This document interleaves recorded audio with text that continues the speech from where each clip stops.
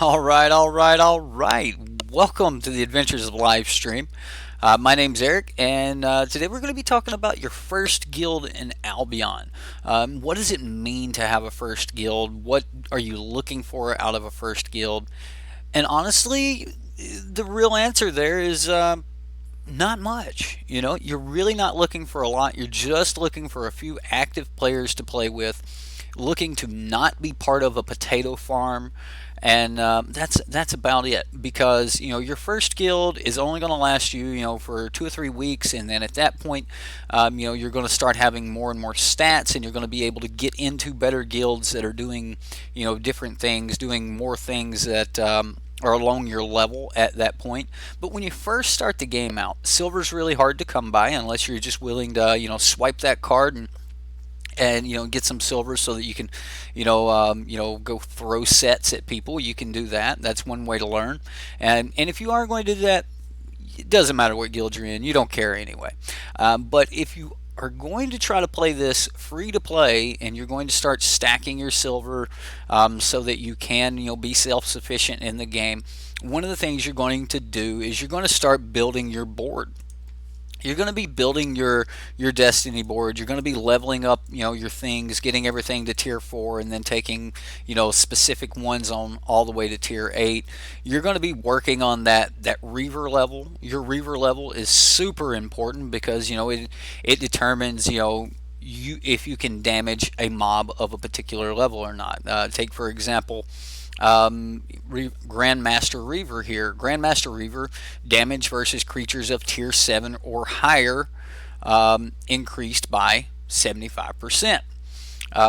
Defense versus creatures of tier 7 or higher increased by 43%. And if you don't have these, you're going to get absolutely crushed by the higher level mobs, and this continues to accumulate all the way up until you get your Elder Reaver, and that's one of your first goals, is getting that Elder Reaver. So in order to do that, you need 3.2 million fame. So you got to go get that first couple million fame.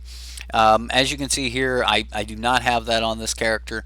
One of the things I've been focusing on is making sure that I could play with multiple weapons and armors and things like that, because I don't really know where I want to go with this character yet, and I figure most of you are going to be in that same predicament.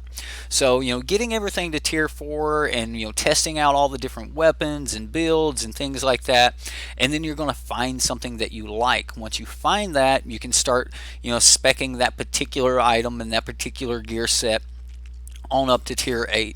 If you're a gatherer or a crafter or something like that, you're going to want to do the same thing over here. You're going to want to be able to at least be able to craft those tier 4. And you don't have to be tier 4 in absolutely everything. It was just, something that I personally felt that, I wanted to be able to do. And I've talked to a lot of new players, and most of them also seem to want to be able to do that. Just be able to do everything at least tier 4 so that you can wear any piece of gear and things like that. And then eventually you'll start speccing them up so that you can get T8 in your set. So if you're wanting to take that plan, and even if you just already know, hey, I'm going to use a bow, I'm going to use this particular armor, I'm going to use this particular helmet, this is going to be my build, I looked it up, I know it's the best, I'm ready to go, you're going to want to find a guild that's not a potato farm. Now, what is a potato farm? All right, so if you have watched a Lupac, you know the term potato farm. If you haven't, then I'll let you know really quick. A potato farm is a guild that just invites you as soon as you get out of the tutorial, fresh off the boat, if you will. They invite anyone and absolutely everyone that doesn't have a guild.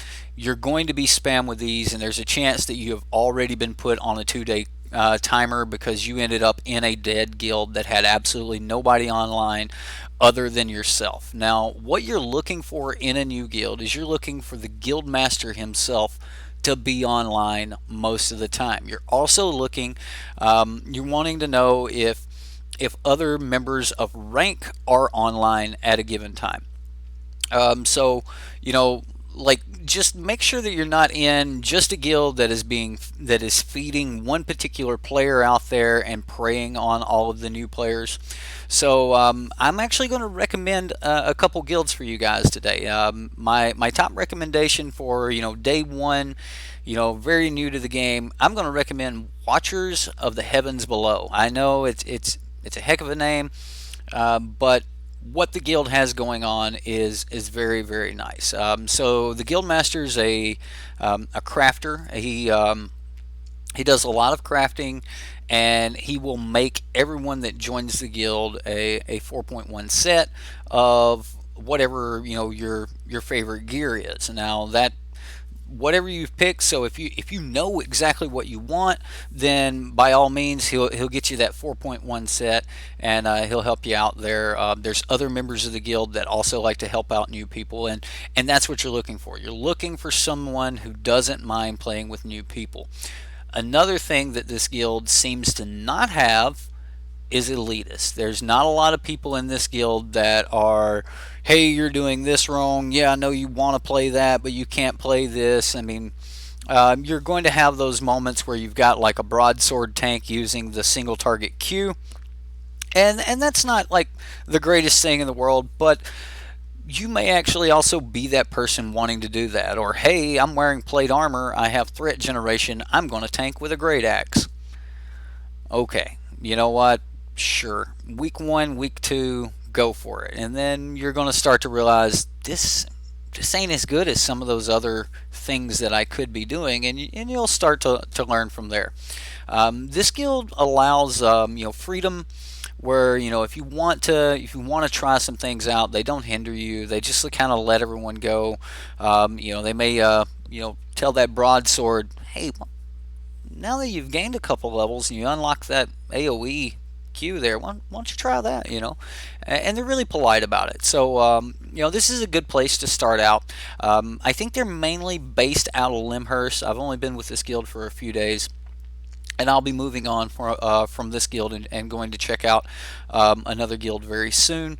But for now, we're going to start with a beginner guild for you guys. And I looked around a little bit. We ended up with Watchers of the Heavens Below, and it's pretty decent. You can message the guild master Gothchick. You can see it right here on the screen. Message him in game. He's online most of the time. He's very active, and you can apply for this guild in the guild finder. If you are not in a guild and you click this, the guild finder will pop up, and you'll be able to go do that. This guild doesn't have any taxes. Now, taxes are something that really seem to bother new players. I don't know why that would bother new players, but I do know that during your first week or two of the game, getting a couple 100,000 silver to buy a new set seems like a legit task. And that will become easier and easier over time. So a lot of times new players that don't have a good income, that they don't have a lot of things on the market that are selling, those first sets can be really backbreaking to be able to get a decent little set. And again, this guild has no taxes, so they're not going to be taking much away from you. And as far as the taxes go, as soon as you get a little bit later into your Albion career, a week or two, you're going to start to realize that you're not making any of your silver from picking it up off the ground. You're making it from getting kills, from looting chests, getting items, and selling those items. So again, I highly recommend you get into those random dungeons and you go out and do dungeons. That's another reason that I've picked this guild, is because this guild does do random dungeons. They're low tier, they're blue zone. Again, the guild's full of people just like you are trying to figure the game out. So there's not going to be any carries or anything like that here. But you will be able to start to get a feel for the game and then decide where you want to go in the world of Albion. So that's going to be my recommendation for a beginner guild. I also, I think that I laid out a couple guidelines there in case you don't want to go with Watchers of the Heavens Below and you want to pick some other guild.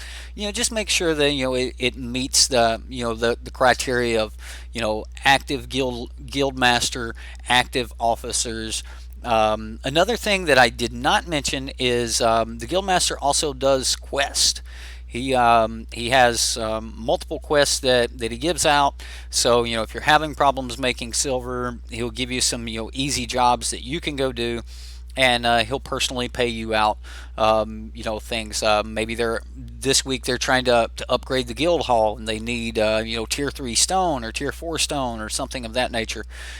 He will inflate his price to the guild or something along those lines to ensure that he can gain access to the materials he needs and make sure that he's helping his guild members out. So, there are little things like that make this, just a slight, step above your average potato farm. But again, check out the beginner guild.